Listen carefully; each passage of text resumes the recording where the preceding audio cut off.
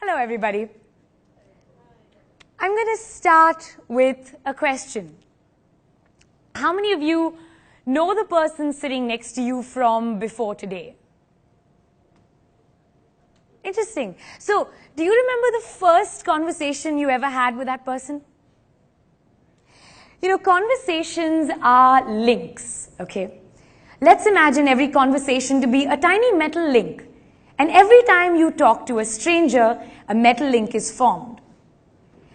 And every conversation that you have after that moment, the link gets stronger and stronger. And every day, each one of us meets so many strangers. The grocery guy, the cab guy, maybe the receptionist at a new office you went to. And with every conversation, we build new links. Until finally at the end, we've created a kind of massive World Wide Web of conversation. World Wide Web. It's a catchy word. I think I've heard that somewhere. That's it, right? A conversation. It's a fascinating thing. A conversation is an adventure. A conversation gives you a whole new perspective. A conversation opens a door. Conversations can make war, and conversations can make peace. And conversations define who we are as a human race. And think about this. Every single person in your life was once a stranger to you. And you knew nothing about them until you had that first conversation. So I'm here today to tell you to talk to strangers and to have a conversation. And I'm here to tell you how. 7 ways that you can make a conversation with almost anyone. I'm a radio presenter and I love talking to people. I do. I love it. And I'm so glad that I do it for a living. Here's what my day is like, right? Every single morning I go into an empty room and I put on a mic and I have a conversation with 1.6 million people that I can't see. Yeah. You know what the hardest part is though? It's time. In a 4-hour show, I get 20 minutes. That's all the talk there is. And in 20 minutes, I have to convince you that I am your best friend. How do I do that? How do I establish a connection?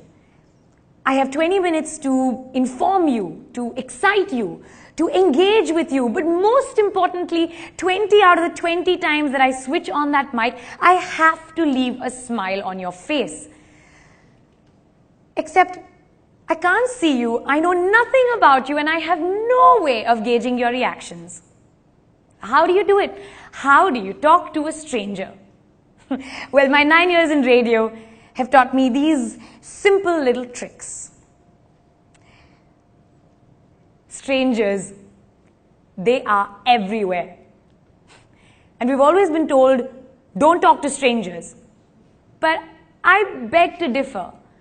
Every stranger comes with an opportunity to learn something new, an opportunity to have an experience you've never had, or hear a story that you've never heard before. And you've had that moment, right? You're in the room with someone you don't know, and you look across the room, you see a stranger, and you think, I want to talk to this person. And you can almost hear the first word, but it just won't come out. It kind of gets stuck about here. It kind of goes up and down. And you don't know. You know what? Here's my advice. Just say it. What's the worst that can happen? They won't talk to you? Well, they're not talking to you now. The first word, floodgates. I truly believe that the first word acts as a floodgate. You know, once you said the first word, everything else just flows. So keep it simple. A hi, a hey, a hello. And do what every good bowler does. Just gather the enthusiasm, the positivity, the energy, put on a big smile and say, hi. I know, there's going to be that strange moment right now. Turn to someone sitting next to you, stick your hand out and say hello. Go on. I love the awkward laugh. Why is she making us do this? The first word, floodgates. You know, here's a challenge we face every day. Time. We have 90 seconds on radio and we have to make that conversation with a stranger memorable. So how do you do it? What's the biggest challenge? Honestly, if we get stuck in the rut of, hi, hey, how are you? I'm fine. What's going on? Nothing much. Same old. So tell me what's new. There you go. 45 seconds down, wasted. Right? So here's my advice. Skip the small talk and ask a really personal question. And don't be afraid. Trust me. You will be surprised how much people are willing to share if you just ask. So ask any kind of personal question. Maybe, interesting name. How did your parents think of it? Is there a story behind it? Or how long have you lived in this city? And do you remember the first day you landed here? You see, answers to those questions are always something unique, always something personal. My favorite one to try is, where do you come from and where does your family live? Unfailingly, every single time I sit in a cab, I do this. I ask that question. Where do you come from and where does your family live? Let me tell you a little story. I was coming home one night and I get into this taxi, open the door, sit down, I say, where are you from? Where does your family live? And the 60-year-old Pakistani cab driver goes on to tell me all about his life in Peshawar. We talk about politics, we talk about music, family, his wife, his farm. And 20 minutes later, he is convinced that I am the perfect bride for his 26-year-old college-educated son from Peshawar. And as I'm getting out of the taxi, he's taking out a passport-sized photograph with this look of enthusiasm. I have to say it was a very difficult goodbye. But the moral of the story really is, what starts with a hello can end with a marriage proposal. And that is a warning. Step 3. Find the me toos. Have you ever met someone who starts a conversation like they're starting a debate? I'm from Delhi. I hate Delhi. Yeah, nothing kills a conversation like a negative. When you meet someone for the first time, make an effort to find the one thing that you and that other person might have in common. When you start at that point and then move outward from there, you will find that all of a sudden the conversation becomes a lot easier. And that's because the both of you are suddenly on the same side of something.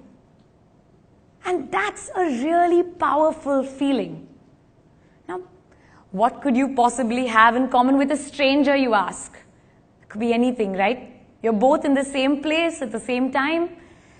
Maybe you're from the same country. Maybe you both like the winter, or you're longing for it to rain.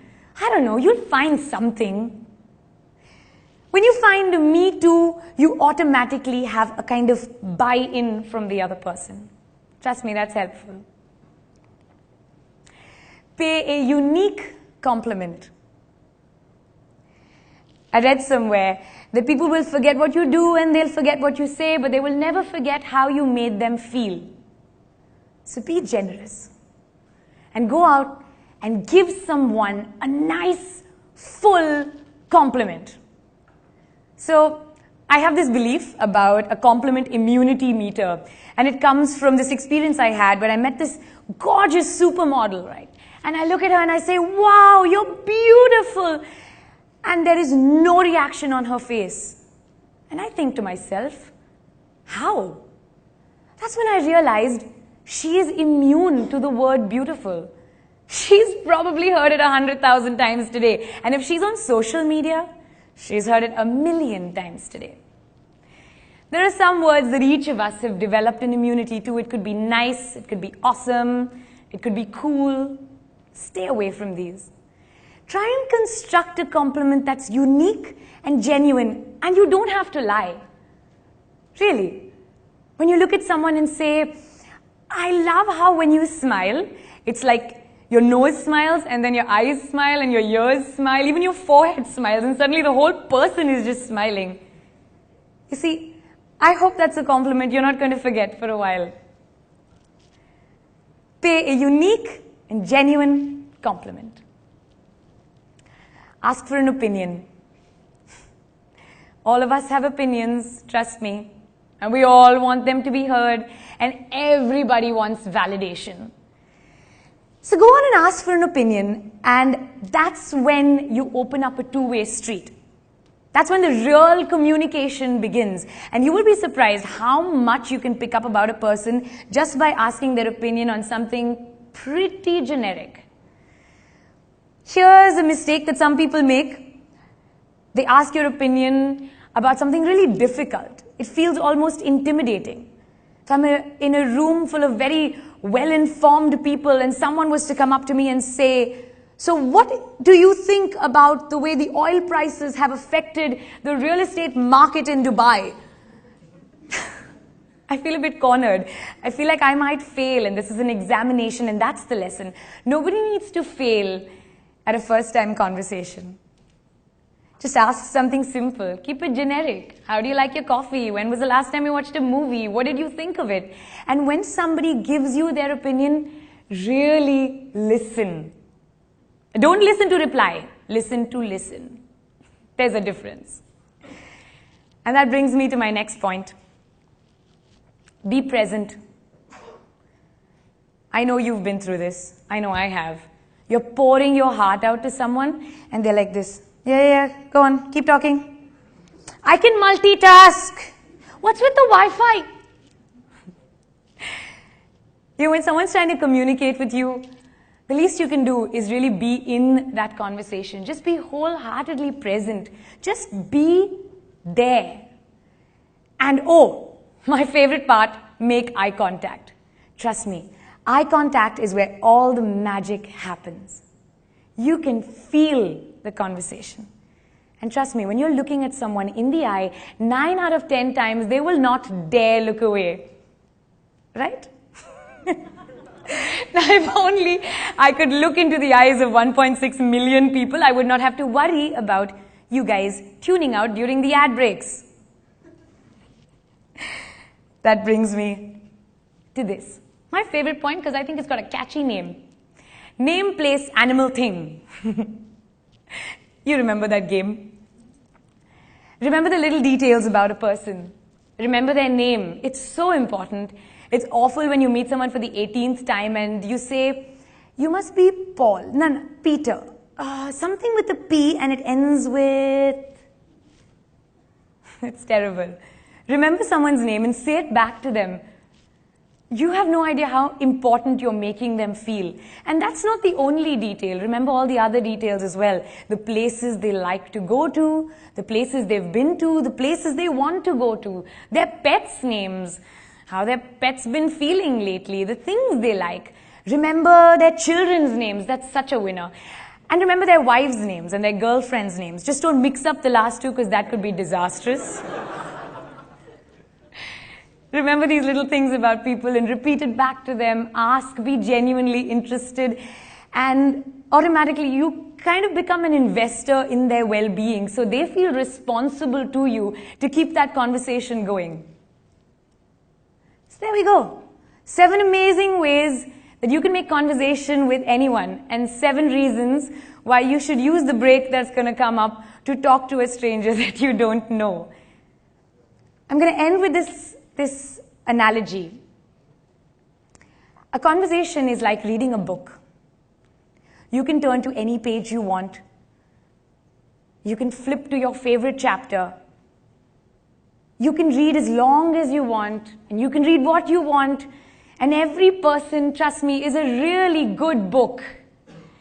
And it saddens me so much that entire human lives are being boiled down to 140 characters and catchy headlines, because that's not what we are. We are not abridged versions.